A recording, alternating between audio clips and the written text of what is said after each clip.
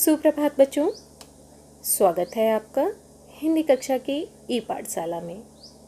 बच्चों, आज की कक्षा में हम वचन किसे कहते हैं, वचन की परिभाषा क्या है, वचन के प्रकार कितने होते हैं, इसके बारे में जानेंगे।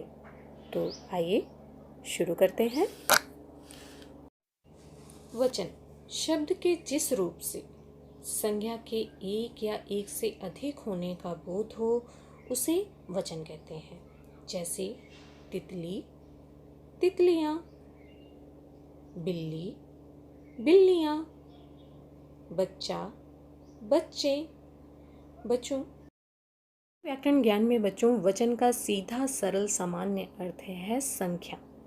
हमारे आसपास, हमारे घर में, घर से बाहर हम जिन चीज़ों का इस्तेमाल कर रहे हैं या जो चीज़ें हमसे जुड़ी हैं या जिन चीज़ों का हम प्रयोग करते हैं उनको हम किसी न किसी नाम से जानते हैं।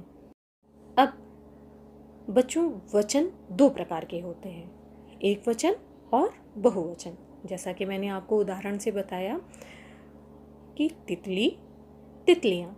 आपको थोड़ा सा समझ में आ गया होगा, जब कोई चीज़ सिंगल होती है यानी एक होती है तो उसको उसके नाम से बुलाते हैं, लेकिन जब वही चीज़, वही वस्तु एक से अधिक हो जाती है तो उसके नाम में थोड़ा सा परिवर्तन हो जाता है ना।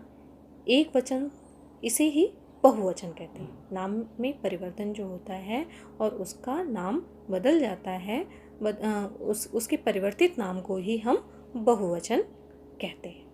भाषा के निर्माण में या वाक्य के प्रयोग में इसकी महत्वपूर्ण भूमिका है।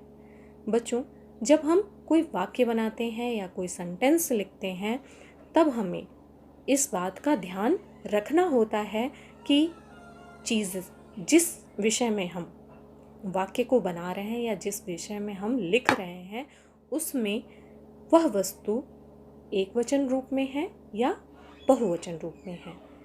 जैसे इसको हम आइए एक उदाहरण के माध्यम से समझते हैं। बच्चों, मेज पर आपको कुछ दिखाई दे रहा है, क्या रखा हुआ है? एक किताब है ना। आपको मेज पर एक किताब रखी हुई दिखाई दे रही है।